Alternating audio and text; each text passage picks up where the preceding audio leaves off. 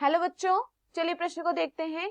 जलारंभी अनुक्रमण की दूसरी अवस्था में इस प्रकार के पौधे प्रकट होते हैं जैसे कि विकल्प ए एजोला, विकल्प बी सैलिक्स, विकल्प सी टाइफा, विकल्प डी वेलिसनेरिया। प्रश्न की मुख्य अवधारणा है, मुख्य अवधारणा, इस प्रश्न की मुख्य अवधारणा है, अवधारणा जलारंभी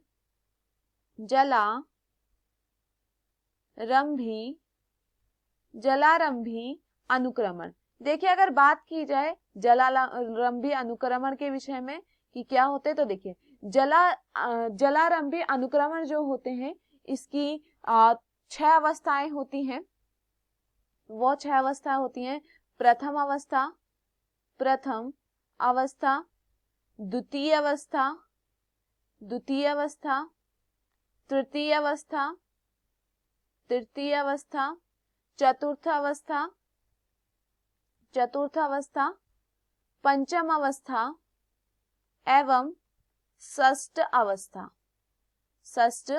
अवस्था। तो देखिए यहाँ पर जो जलीरंभी अनुक्रमण होते हैं इसकी 6 यहाँ पर अवस्थाएं पाई जाती हैं। अगर बात करें सर्वप्रथम प्रथम अवस्था की, तो यहाँ पर सर्वप्रथम क्या बनते हैं, इस अवस्था में बनते हैं जीवाणु, नील हरित शैवाल,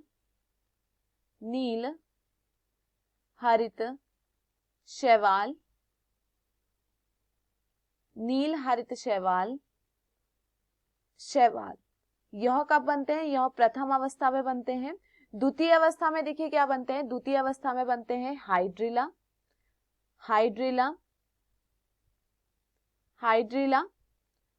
पोटेमोजिटोन तथा वैक्सीनेरिया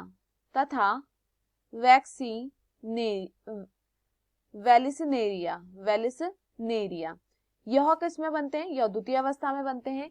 तृतीय अवस्था में बनते हैं नीलंबो,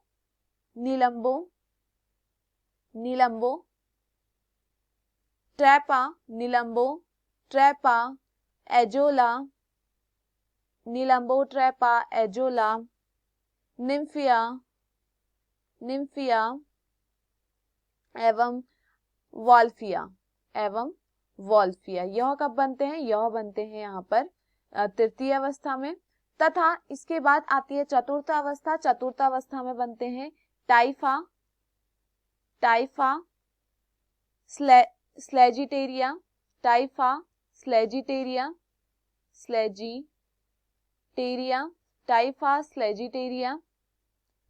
पंचम अवस्था में बनते हैं जंकस तथा साइप्रस। तथा छठी और षष्ठ अवस्था में क्या बनते हैं, सैलिक्स,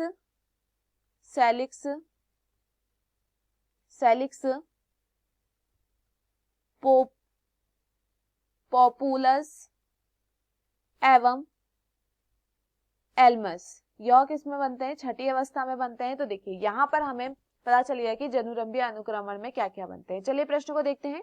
जलारंभी अनुक्रमण की दूसरी अवस्था में इस प्रकार के पौधे प्रकट होते हैं जैसे कि एजोला। देखिए एजोला के विषय में अगर बात करें तो एजोला किस में होता है, तृतीय अवस्था में बनता है और हमसे पूछा गया है द्वितीय अवस्था में, तो यह यहाँ पर क्या होता है, गलत होता है।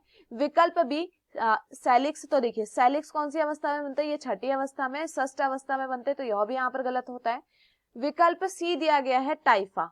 देखिए टाइफा के विषय में बात करें तो यह कौन सी अवस्था में बनते हैं, चतुर्थ अवस्था में बनते हैं, तो यह भी यहाँ पर गलत होते हैं।